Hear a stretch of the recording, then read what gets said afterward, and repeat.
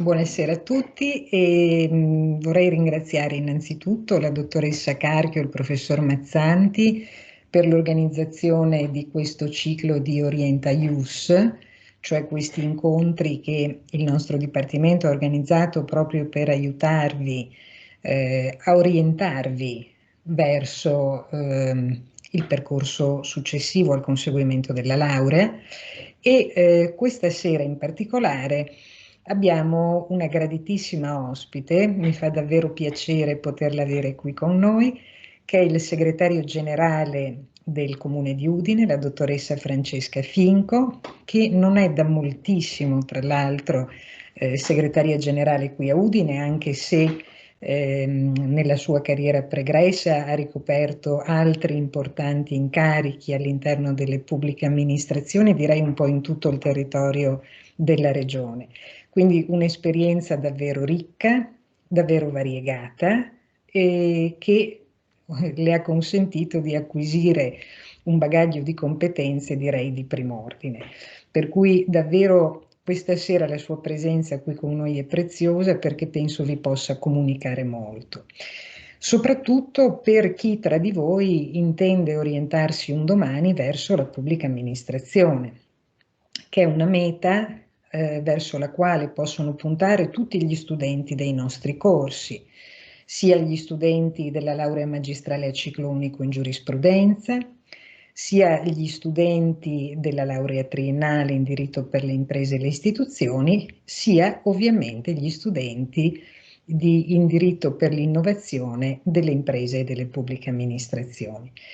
Il tema della pubblica amministrazione, tra l'altro, è un tema particolarmente sentito e particolarmente delicato in una regione come la nostra, il Friuli Venezia Giulia, che sapete essere una regione a statuto speciale e che quindi, per esempio, per quanto riguarda le pubbliche amministrazioni locali, può decidere di darsi un ordinamento, una disciplina del governo locale con margini di manovra che le altre regioni ordinarie, per esempio, non hanno. Quindi anche da questo punto di vista lavorare presso un'amministrazione locale nell'ambito della nostra regione può avere anche delle caratteristiche piuttosto diverse rispetto a quanto accade altrove.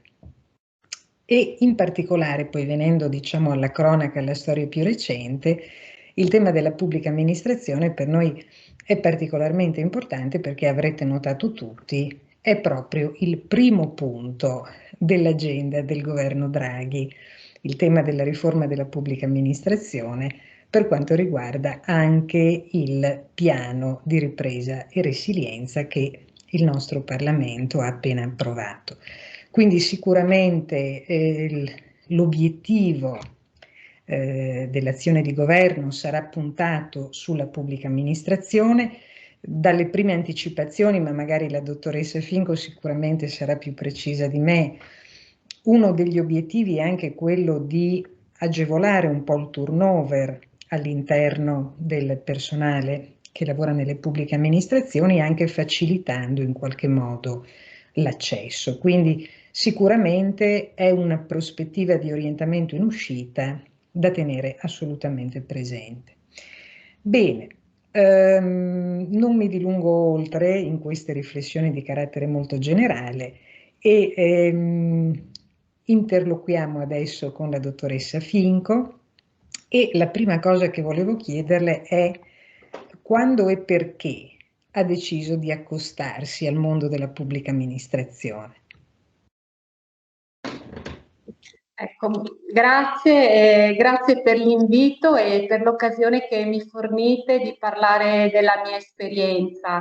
Come e perché ho deciso di intraprendere questo percorso, vi devo dire che è stato in maniera del tutto casuale e posso dire anche contro quelle che erano così le mie prospettive, anche quelle che ritenevo essere le mie ambizioni. Vi dico già che il percorso intrapreso è stato un percorso entusiasmante e sorprendente per tutte le possibilità di crescita non solo professionale ma anche personale, perché lavorare all'interno della pubblica amministrazione significa confrontarci ogni giorno con una pluralità di soggetti, di interlocutori settori, di difficoltà, di piani di ragionamenti che forse solo in pochissimi altri contesti sono così variegati. E quindi tutto questo inevitabilmente viene portato a casa da noi operatori come crescita personale, quindi questo già come sintesi, ecco, del mio percorso.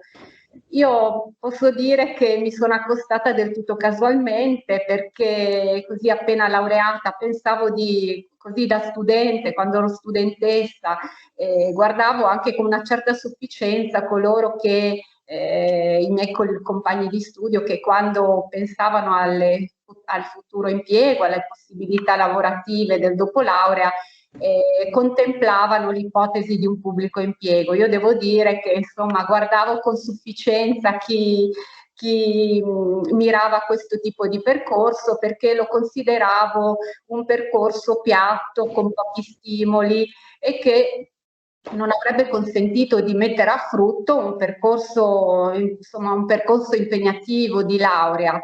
E mi ci sono accostata casualmente, così come con qualche amico abbiamo studiato per un concorso, ma più che altro per dire alla famiglia che ci stavamo impegnando in qualcosa o poco più. E il primo concorso è andato bene, quindi ho cominciato a lavorare sempre con l'ipotesi di intraprendere, insomma, la strada della professione. Ma poi una volta cominciato il lavoro è stato subito molto impegnativo, visto che si trattava che il lavoro all'interno della pubblica amministrazione non era un lavoro di assolutamente piatto, c'era un percorso in atto, parliamo degli anni 90, quindi era da poco entrata in vigore la legge 142, la legge 241, che è ancora su cui basiamo i nostri procedimenti.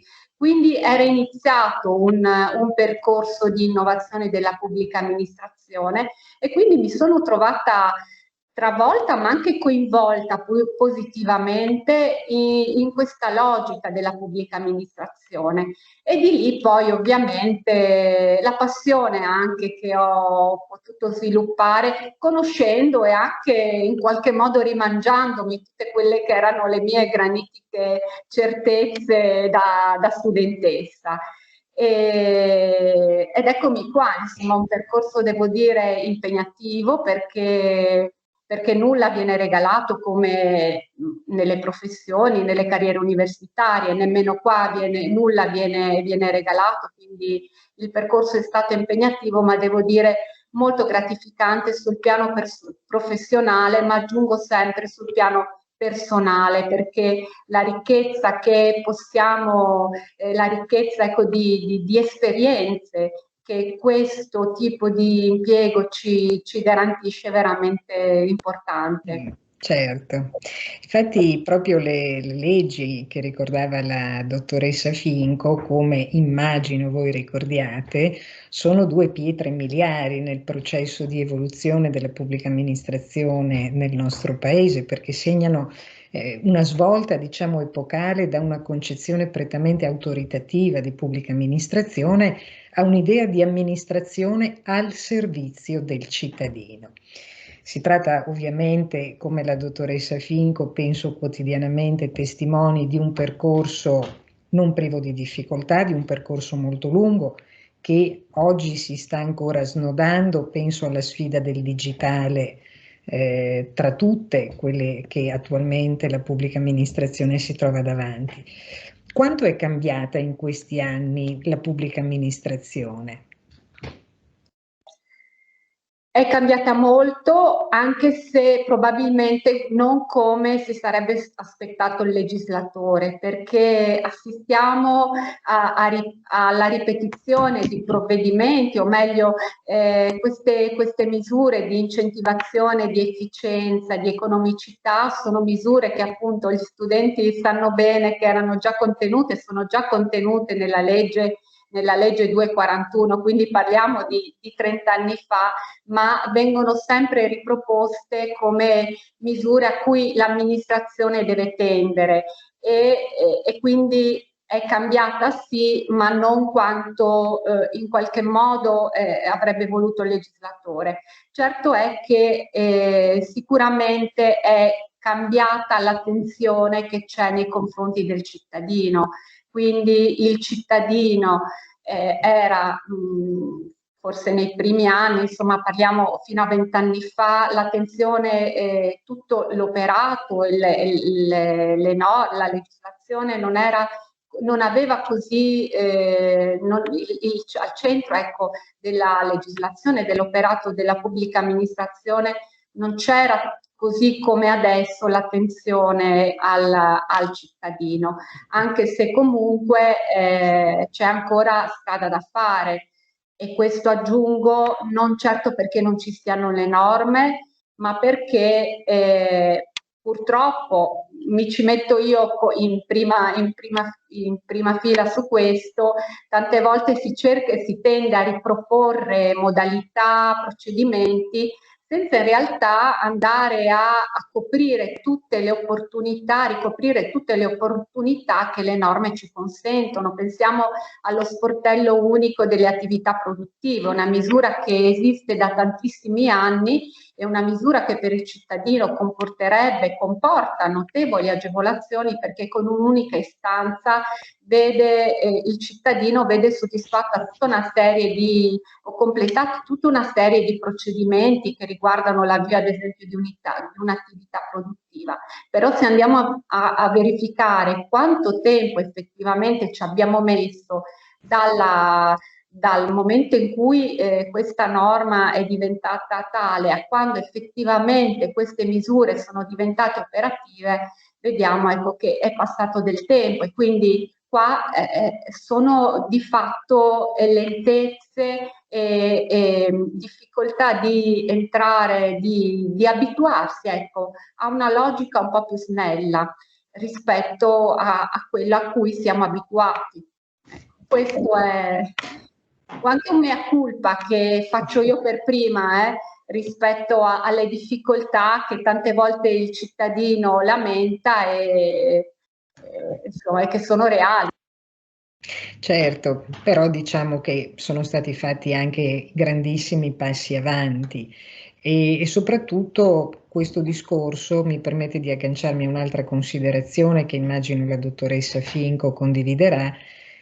Lavorare nelle pubbliche amministrazioni significa comunque continuare ad aggiornarsi, continuare a stare dietro all'evoluzione normativa, all'evoluzione giurisprudenziale, perché diciamo che la pubblica amministrazione è un'organizzazione molto complessa e all'interno di questa complessità la differenza la fanno i profili di competenza. Piermarco, volevi chiedere tu qualche cosa alla dottoressa Finco? Sì, grazie, anch'io ho delle curiosità, perché ovviamente condivido l'idea che forse di fondo ci sia uno scetticismo nel pensare a un percorso nell'APA, ma sono anche dell'idea che appunto sia un'idea totalmente sbagliata, in quanto penso che sia un percorso davvero stimolante e probabilmente oggi lo è ancora di più, visto che diventa la sfida principale al primo punto anche del recovery plan di cui si parla in questi giorni. Ed è una sfida appunto che comporta una crescita, una sfida all'ingresso, e qui c'è il primo problema, che è quello di come si approcciano i concorsi, perché anche se fossi uno studente la prima domanda è come mi preparo, come mi rapporto al concorso, nel quale credo che la competenza giuridica sia abbastanza importante comunque. E poi penso sia interessante anche, mi piacerebbe conoscere un po' più a fondo anche il suo percorso, perché sono convinto che appunto lavorare nella PA dia la possibilità di seguire percorsi diversi e crescere nel tempo. Non è vero che entrare nella PA sia privo di stimoli. I percorsi possono essere diversi, possiamo entrare in un ente locale per poi proseguire in regione, magari poi finiamo nell'amministrazione statale, i concorsi possono susseguirsi nel tempo. Allora ero anche curioso poi di conoscere un po' meglio il suo percorso nella PA prima di arrivare a essere segretario generale del Comune di Udine. Sì, io ho iniziato, il mio primo impiego è stato presso il comune di Cividale, ma non presso il comune, presso l'istituzione, anche qua andiamo a rispolverare un istituto della 142, credo una delle prime istituzioni che è stata creata in regione. Era un'istituzione casa per anziani e io sono stata assunta come vice direttore. Quindi mi sono trovata a governare questa struttura che era alle dipendenze, di fatto insomma una struttura comunale, però con una sua prima forma di autonomia, quindi una realtà del tutto nuova che insomma dove ecco, ho mosso le prime esperienze e lì proprio mi sono imbattuta in tutta quella che è la complessità, ma anche così l'interesse per realtà che da cittadino magari non avrei mai avuto modo di conoscere. Successivamente, proprio utilizzando i vari istituti che hanno i dipendenti pubblici, tramite l'Istituto della Mobilità, mi sono trasferita alle dipendenze dell'allora provincia di Udine. E alla provincia di Udine ho lavorato come funzionario del settore ambientale, del settore ambiente, dove in particolare seguivo l'ufficio contenzioso, l'ufficio sanzioni in particolare dell'ufficio ambiente.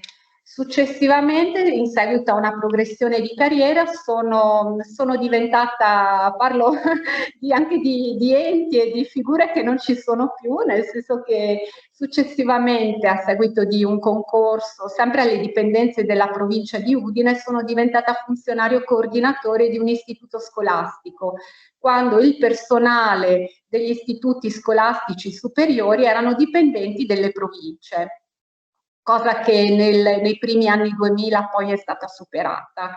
E quindi poi da questo ruolo, a seguito del concorso di segretario comunale, il concorso per segretario comunale, sono diventata segretario comunale, però le esperienze precedenti, quindi lavorare in una struttura assistenziale come una casa per anziani, poi lavorare in una struttura, in un istituto scolastico, era anche abbastanza importante, della provincia di Udine, lavorare alle dipendenze della provincia di Udine in un settore delicato e importante come quello come il settore ambientale, ecco, mi ha consentito di creare quei puntelli per cui fare poi il segretario comunale, non dico che sia stato facile perché non è facile, richiede una visione su tantissimi aspetti, però almeno avevo, diciamo, degli elementi su settori cruciali, quali l'istruzione, quale il settore ambientale, quali il settore assistenziale,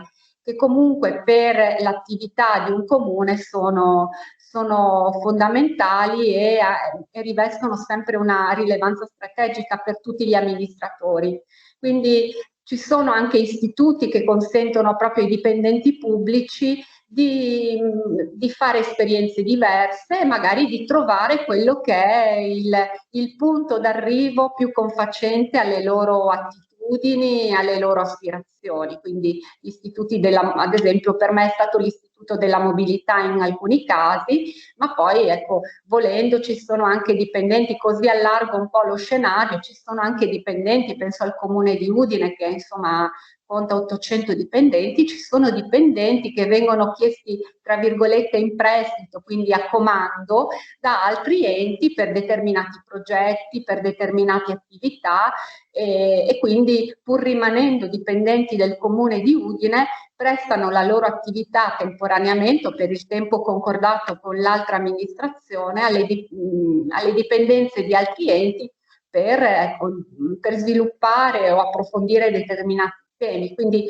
c'è anche la possibilità, al di là di quello che è un primo percorso intrapreso, di una prima opportunità a seguito di un primo concorso, percorrere anche altre strade, allargare quindi gli orizzonti, gli orizzonti lavorativi e del proprio campo di interesse. Grazie.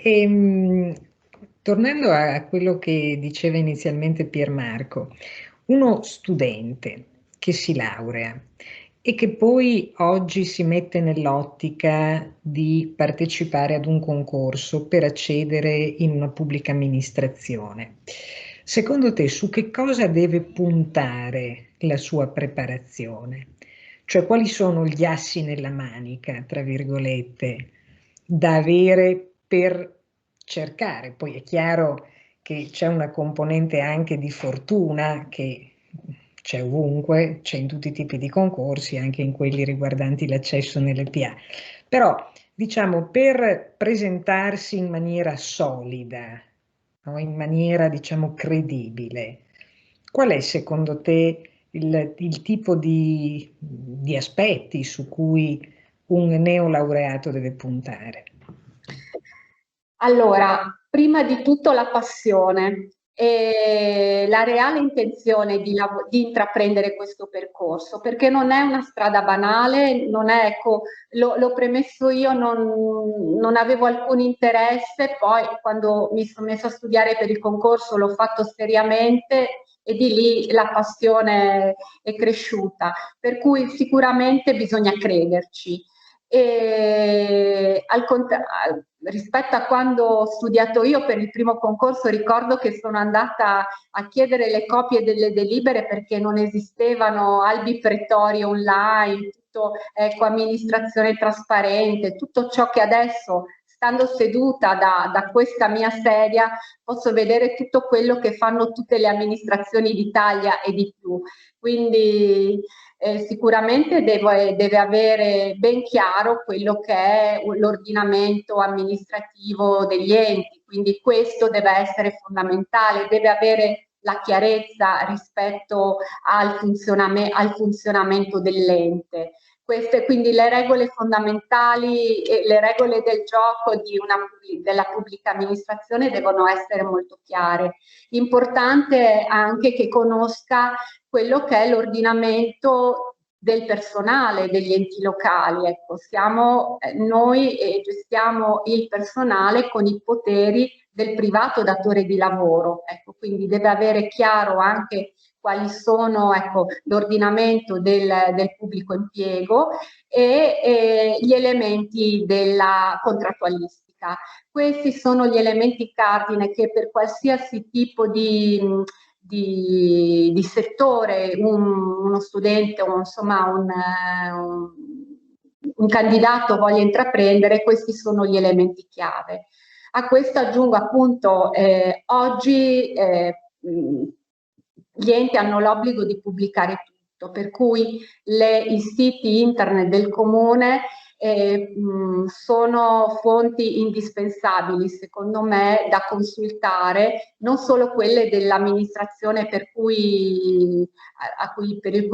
cui concorso ci si sta preparando, ma anche quelle di altre amministrazioni, per proprio leggere come vengono predisposti gli atti e quindi diciamo, dalla lettura, dalla consultazione degli atti, delle delibere, delle determine, sicuramente dopo aver consolidato gli elementi base dell'ordinamento degli enti locali, sicuramente credo che venga anche facile comprendere il funzionamento nel loro complesso, appunto dalla lettura degli atti, dei regolamenti, ecco, delle circolari che tutti gli enti hanno l'obbligo di pubblicare. Quindi confrontare anche più siti, più esperienze, credo che sia molto importante e aiuti tantissimo i candidati per la loro preparazione, ma sicuramente le materie principe sono queste che ho indicato.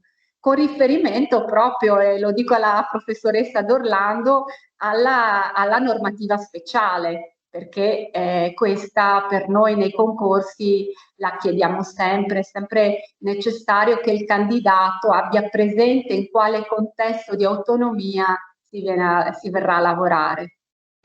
Certo. Preciso che non me l'ha chiesto la professoressa di dirlo. Grazie per la puntualizzazione. Accanto a questo bagaglio tecnico di competenze, che penso sia la precondizione fondamentale, quindi deve essere molto solido, e quindi uno deve affrontarlo molto seriamente. Ci sono altri, tra virgolette, ingredienti che pensi possano essere utili per aiutare a inserirsi bene all'interno di una pubblica amministrazione? Sì, penso che questo, l'elemento della conoscenza tecnica, non è il solo aspetto che viene valutato in sede d'esame, in sede di commissione, perché soprattutto al momento del colloquio si guarda alla flessibilità che il candidato dimostra così anche nell'esposizione. Si guarda anche alla capacità di non perdersi di fronte a domande non canoniche, soprattutto pensiamo per i ruoli di funzionario, insomma siamo di fronte a una platea di laureati o laureandi e quindi è giusto che aspirino a posizioni direttive, a posizioni di funzionario e quindi in particolare per queste figure si cerca di approfondire la loro flessibilità, la loro capacità di guardare oltre a quella che è una stretta applicazione normativa, perché diciamo, abbiamo bisogno in questo momento per rispondere alle attese del governo, ma direi alle attese della nazione, abbiamo bisogno che questo processo di trasformazione è in atto, perché sono state dirottate molte risorse sul piano, no? Sul piano di cui parlava la professoressa D'Orlando e in particolare sulla linea connessa alla riforma della pubblica amministrazione. Ma c'è bisogno che tutte queste risorse vengano guidate, vengano guidate da persone, da coloro che abbiano una visione, abbiano capacità di guardare, di leggere alla mission dell'ente e quindi non si limitino a diciamo, un'applicazione strettamente rigorosa. Non sto dicendo di non rispettare le norme assolutamente, ma bisogna guardare, ecco, al complessivo funzionamento dell'ente, quindi con un respiro più alto di quello che forse è stato fatto fino adesso. E richiamo qui prima, non ricordo chi mi sollecitava l'aspetto della formazione. Difatti il piano prevede necessariamente un reskilling, un upskilling del personale. È indispensabile perché prima ho fatto un mea culpa e lo ribadisco, però dobbiamo anche ricordare alcuni dati. Mediamente negli ultimi anni i giorni di formazione per il personale sono stati un giorno all'anno. Ecco, questi sono i dati nazionali e quindi la formazione la stiamo facendo ovviamente da noi, ma cioè chi più o chi meno senso di responsabilità, però il sistema non è strutturato in questa direzione. È ovvio che per investire le risorse che abbiamo c'è bisogno di una culturizzazione generale, diffusa, che non può essere limitata al singolo senso di responsabilità che comunque ci vuole. Inoltre aggiungo che i dati dell'età media del pubblico dipendente fanno paura, perché se i primi anni 2000 l'età media dei pubblici dipendenti erano intorno ai 43 anni, oggi siamo a 51 anni di età media, con il 18% di dipendenti che hanno più di 60 anni. Quindi la platea di laureati o laureandi a cui stiamo parlando si trovano in un momento storico in cui la pubblica amministrazione ha una grande necessità di nuove risorse, di nuove mentalità, di un nuovo approccio alla pubblica amministrazione, al lavoro nella pubblica amministrazione. Ed è un'occasione unica, direi.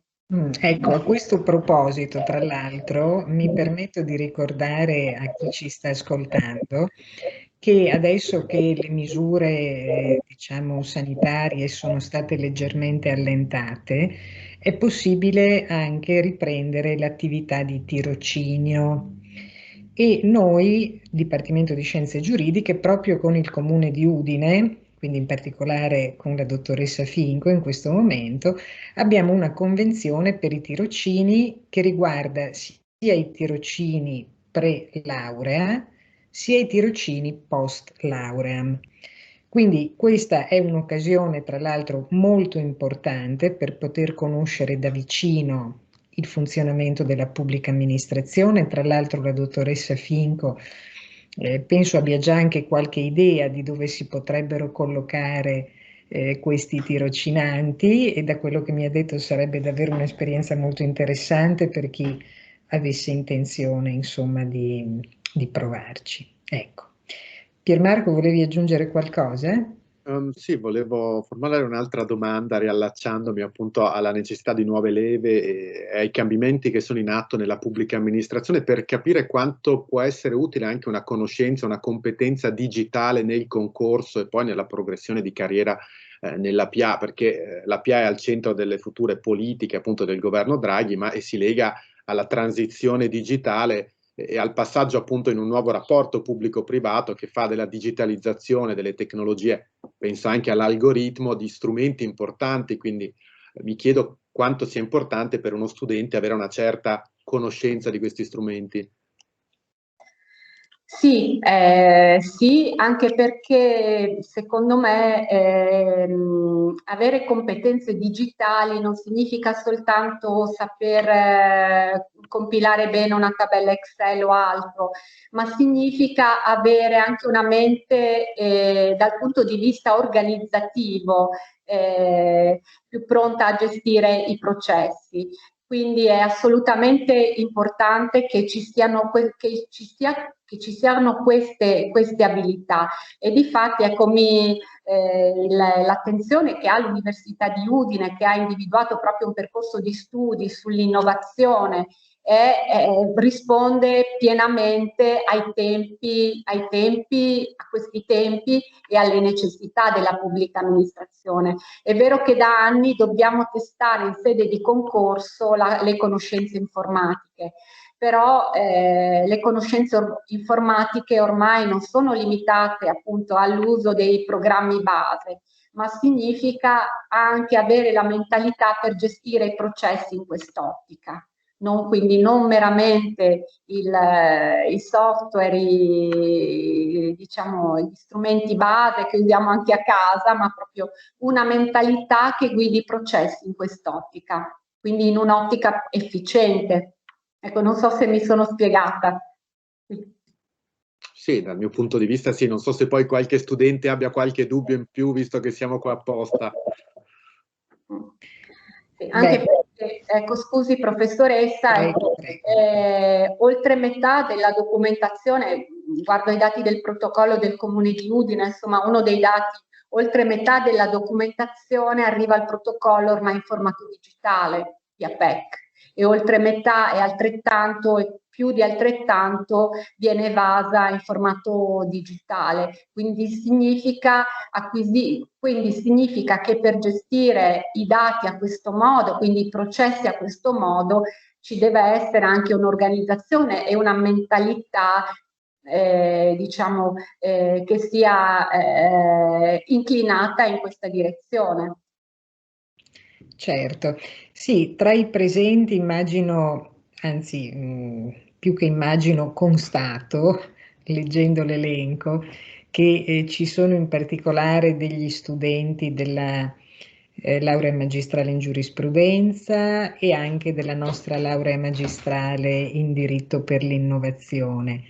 Ecco, vorrei in particolare sollecitare questi ultimi, cioè gli studenti di diritto per l'innovazione, a interloquire con la dottoressa Finco, perché loro, tra l'altro, proprio questo semestre, hanno potuto beneficiare del corso di diritto amministrativo e funzione pubblica tenuto da un docente di chiara fama, che è il professor Jean-Bernard B, che ha insegnato all'Università Sciences Po di Parigi, che ha potuto fornire loro una prospettiva, direi, molto ampia sul tema della pubblica amministrazione.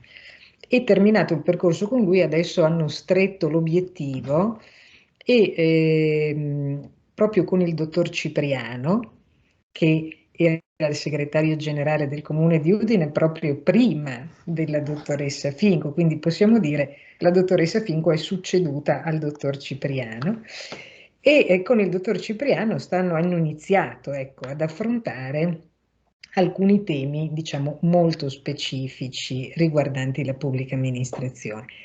Per cui, diciamo, dovrebbero essere particolarmente, come si dice, sul pezzo su queste questioni. C'è qualcuno di voi che desidera approfittare di questa opportunità per fare qualche domanda, anche molto pratica, molto concreta? Se ci sono delle curiosità. Nell'attesa che intervenga qualche studentessa o studente, se posso dire due parole, devo dire che sicuramente il segretario generale del Comune di Udine è stata molto esaustiva e la ringrazio. Vorrei sottolineare ciò che già è stato detto, ma forse repetita iuvant in questo caso, cioè il fatto che questo è davvero un momento straordinario per chi termina gli studi nei nostri corsi, perché i concorsi pubblici sono molto numerosi, cioè dopo essere stati bloccati per alcuni anni, ora davvero le pubbliche amministrazioni hanno una grande necessità di persone giovani, digitalmente avanzate, eccetera, eccetera. E se posso portare l'esperienza di un mio incontro personale per le strade del centro di Udine, dove passeggio spesso, anche perché trovo che Udine sia una città molto bella, mi piace molto girare il centro. Direi negli ultimi mesi prima della pandemia, una mattina incrociai un nostro laureato e lui mi disse che in un anno da neolaureato aveva fatto 6 concorsi pubblici, li aveva vinti tutti e quindi aveva scelto poi quale occupazione scegliere, appunto, no? E quindi questo per dire che davvero le possibilità sono moltissime in questo momento e che andrebbero sfruttate. Cioè, se io fossi nei panni di chi ci sta seguendo, cercherei di sfruttare l'occasione per domandare anche alla dottoressa Finco davvero qualunque cosa possa riguardare questi concorsi per essere poi all'altezza di sostenerli e di superarli, e valuterei d'altra parte molto a fondo la possibilità di percorrere questa strada. È vero che le nostre lauree lasciano aperte molte strade, però tra queste strade in questo momento io valuterei molto attentamente proprio quella della pubblica amministrazione. Ecco, ho parlato fin troppo. Invito anch'io gli studenti a intervenire. Grazie Giuseppe. Sì, in effetti il momento è particolarmente propizio per il Friuli Venezia Giulia in particolare, anche qui sicuramente la dottoressa Finco è più aggiornata di me. Ci troviamo anche in un particolare momento proprio di turnover per quanto riguarda il personale del comparto unico del pubblico impiego regionale. Quindi adesso diciamo è quanto mai opportuno tenere, tra virgolette, sotto controllo proprio i concorsi per accedere nelle pubbliche amministrazioni locali. Ecco, se posso aggiungere, giusto per dare qualche dato, perché come dicevo questo è un momento unico, credo, perché si sommano 2 elementi. Questo della volontà, dell'attenzione del governo alla riforma della pubblica amministrazione. Quindi questo percorso lo si può intraprendere solo, come dicevo, con menti fresche, con risorse nuove. Quindi i laureati sono assolutamente, i nuovi laureati sono coloro che ritengo abbiano in mano questa sfida.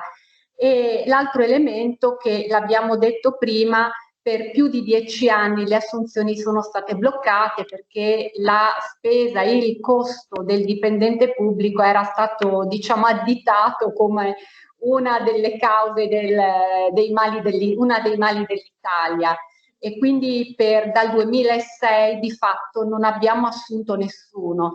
c'è stata un'emorragia di pensionamenti, perché pensiamo anche qua al comune di Udine o anche in regione, c'è stata una grossa immissione di dipendenti nel post terremoto e quelli sono andati in pensione o stanno andando ormai, e quindi si è creata una voragine, perché le assunzioni sono state bloccate e moltissimi dipendenti sono andati in pensione. Ecco, a livello nazionale tra il 2008 e il 2018 enti locali e regioni hanno perso circa il 20% dei dipendenti.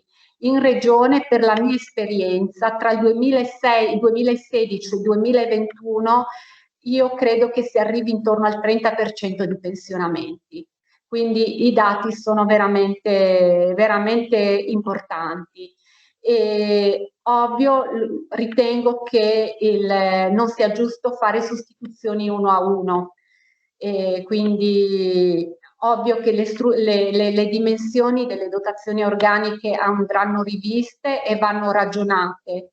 Però è ovvio che le figure a cui l'amministrazione non potrà mai rinunciare sono quelle di vertice, sono quelle dei funzionari, sono quelle dei direttivi, quindi sono quelle dei laureati. Rinuncerà, o meglio organizzerà diversamente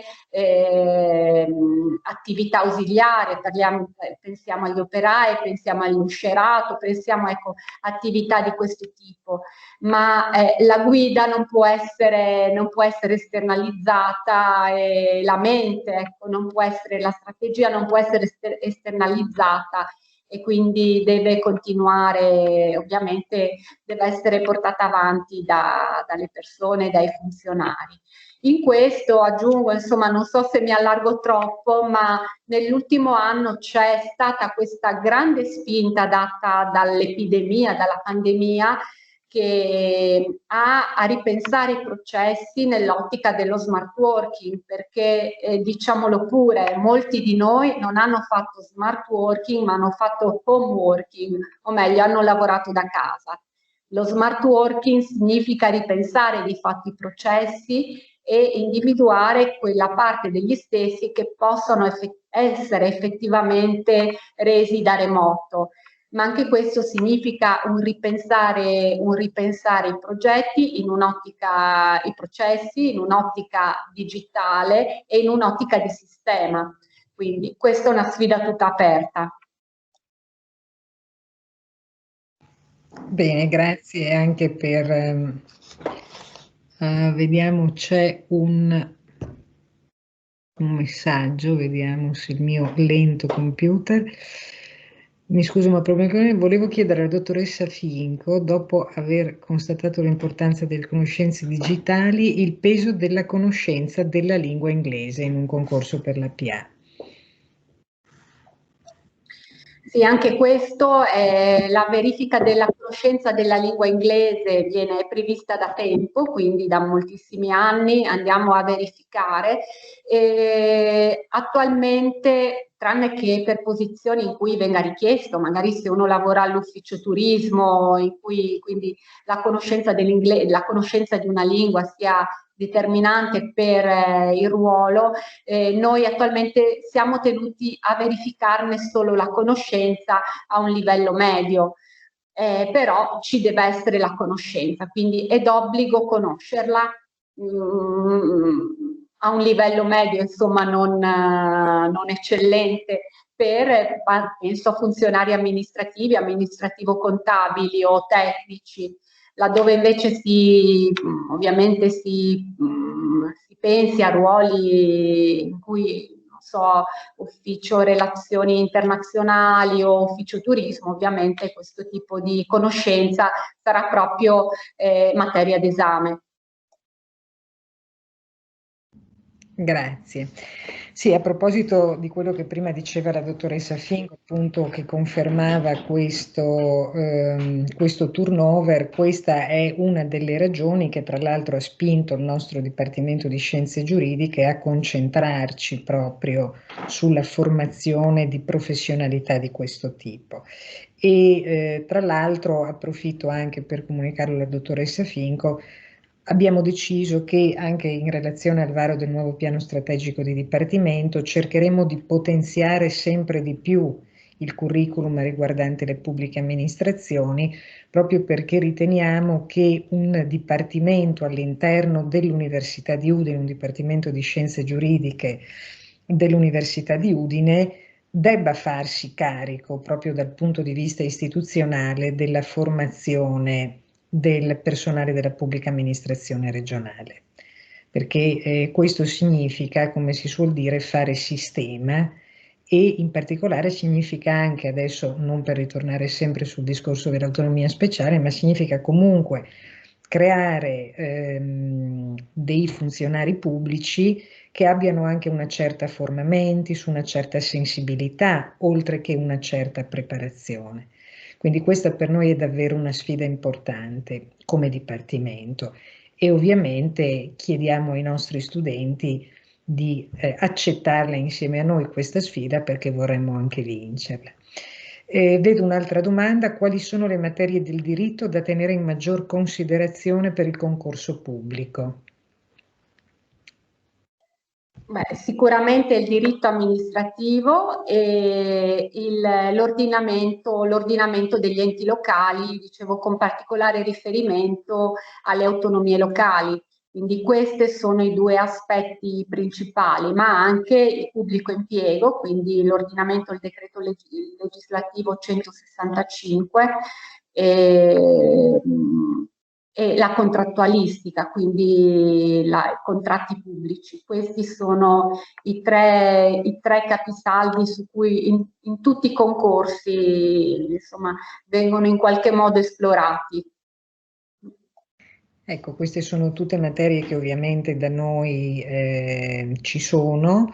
Diritto amministrativo è una materia fondamentale che troviamo sia nella laurea triennale sia nella laurea magistrale in giurisprudenza. Diritto regionale degli enti locali lo insegno io nella laurea triennale, ed è un esame che può essere scelto anche come esame opzionale per la laurea magistrale in giurisprudenza.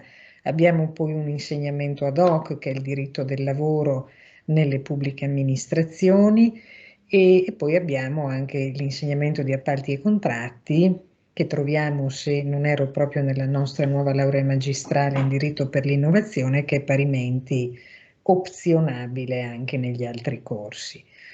Quindi direi che siamo sulla buona strada, se non altro. Bene, ci sono altre domande? Se posso farne una io, un neolaureato o una neolaureata che voglia trovare i bandi di tutti i concorsi, dove può reperirli? C'è l'obbligo di pubblicare non il bando, ma l'estratto del bando, quindi l'avviso sulla Gazzetta Ufficiale. Quindi la Gazzetta Ufficiale Concorsi riporta tutti i bandi di tutte le pubbliche amministrazioni. Comunque anche il sito della Regione Friuli Venezia Giulia, riepiloga i bandi dei comuni, delle amministrazioni della Regione che sono stati pubblicati o insomma, in pubblicazione.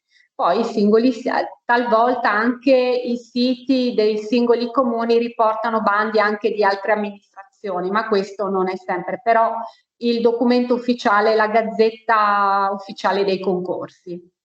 Bene, vedo un'altra domanda. Qual è qualche esempio di normativa speciale che bisogna conoscere per i concorsi? Allora, per normativa speciale che cosa intendiamo? Intendiamo leggi della Regione Autonoma Friuli Venezia Giulia, oppure intendiamo le cosiddette normative di settore, per esempio quelle che disciplinano gli appalti pubblici? Magari anche soltanto chiedevano un riferimento a quali sono i testi di riferimento speciali, nel senso quelli importanti. Mi verrebbe da dire la 241 va saputa a memoria. E allora aggiungo che il Friuli Venezia Giulia ha una sua legge sul procedimento amministrativo. La 7-2000, e quindi vanno sapute entrambe a memoria. Esattamente. E vabbè, poi il codice dei contratti, qualche passaggio, adesso sono più di 200 articoli, quindi insomma ecco, non voglio già subito sconsigliare la preparazione del concorso, però insomma qualche articolo di riferimento anche là forse. Sì, no, diciamo che se il riferimento appunto è alla disciplina speciale, tra virgolette, del Friuli Venezia Giulia, ci sono alcuni ambiti come l'ordinamento degli enti locali, in cui bisogna fare riferimento alla legge regionale e al testo unico degli enti locali solamente in via residuale. Oppure abbiamo appunto la legge regionale sul procedimento amministrativo. È vero che per l'80% ricalca la 241 del 90, però ci sono alcune sfumature sulle quali per esempio la giurisprudenza amministrativa ha aperto qualche spiraglio di differenziazione sostanziale. Poi il tema della finanza locale, anche la finanza locale è un complesso normativo per il quale in Friuli Venezia Giulia bisogna fare riferimento alla legislazione regionale solo in via residuale a quella statale. Ecco, questi sono solo alcuni degli esempi. Per quanto riguarda gli appalti, io ho provato a insistere con la Regione Friuli Venezia Giulia a farsi una propria legge sugli appalti. Diciamo che finora non ho avuto molto successo, perché è chiaro che se il legislatore si assume questo onere, e poi deve, diciamo, gestirsi quel settore, deve monitorarlo con molta attenzione per capire se i suoi spazi di autonomia legislativa permangono, si restringono, si ampliano, insomma bisogna starci dietro e non è un lavoro facile. Per cui è chiaro che presumo che un legislatore regionale si imbarchi in un'avventura del genere solo se è veramente convinto di poterlo fare. Insomma. Ecco, aggiungo che c'è anche l'ordinamento sul personale del comparto unico, la legge regionale 18 del 2016. Importantissimo, sì. Anche questa. Comunque il sito della regione riporta tutte queste leggi che possono essere, guardando magari alle singole direzioni, c'è il riferimento alle normative principali, alle norme principali, per cui ecco, consultando il sito si può risalire a queste norme che ha citato la professoressa. Comunque il mio consiglio da operatore, non me ne vogliano le case editrici, ma vi invito a studiare direttamente dalle leggi, non tanto dai testi, perché capita purtroppo che ci accorgiamo quando qualche errore viene ripetuto dai candidati, da più candidati che riportano cose errate, perché probabilmente qualche testo ha interpretato in maniera scorretta alcune norme, per cui io vi invito a studiare direttamente dalle leggi. Ecco, se posso fare un'aggiunta, se Giuseppe me lo consente e se non la considera una forma di pubblicità poco elegante, Piermarco già ride sotto i baffi, neanche tanto sotto i baffi. Io ho fatto la bellissima esperienza di curare il primo e unico manuale di diritto della Regione Friuli Venezia Giulia, che è edito dalla Giappichelli, e è stata una bellissima esperienza perché questo manuale è stato il prodotto del lavoro non solo mio e di altri colleghi accademici, ma soprattutto è stato il prodotto del lavoro fatto insieme a noi da tanti funzionari della Regione Friuli Venezia Giulia e anche da alcuni magistrati della Corte dei Conti, per completare il quadro. Cioè, voglio dire, da persone che le norme le vivono sul campo, cioè le vivono nella realtà, cioè sanno che cos'è, per capirci, il diritto vivente. E questo secondo me ha dato a questo manuale, che è datato fine 2017, quindi tra l'altro diversi funzionari regionali mi hanno chiesto anche se facciamo una seconda edizione, quindi per molti aspetti è superato per quanto riguarda le discipline di settore, perché nel frattempo la nostra regione giustamente è andata avanti nel legiferare. Però l'impianto di base è un impianto che vi fa capire, soprattutto partendo dal sistema delle fonti, che ricordiamoci sempre che è il nostro punto di riferimento primario, il sistema delle fonti, vi fa capire come districarvi in realtà tra normativa statale e normativa regionale quando si parla di pubblica amministrazione. Ecco, infatti spesso io ricevo mail da persone che devono accedere ai concorsi pubblici che mi chiedono indicazioni, proprio perché magari è capitato loro di imbattersi nel manuale, e mi chiedono indicazioni aggiornate rispetto a quello che è scritto, ecco. Quindi questo, diciamo, è un testo che, per quanto ormai datato, perché ha più di 3 anni, comunque è stato un primo tentativo. Sicuramente se faremo una nuova edizione, magari la dottoressa Finco sarà sicuramente imbarcata, tra virgolette, tra coloro che daranno un contributo, ovviamente se le fa piacere. Ecco. Ecco, mi ero riservata di verificare, ma non l'ho fatto, negli ultimi concorsi quanti laureati dell'Università di Udine, ma insomma è un dato che procurerò, perché in realtà, insomma, lo diciamo qua, i laureati in giurisprudenza la fanno da padroni nei concorsi, non solo nei concorsi del Comune di Udine, ma in generale, quindi partono decisamente avvantaggiati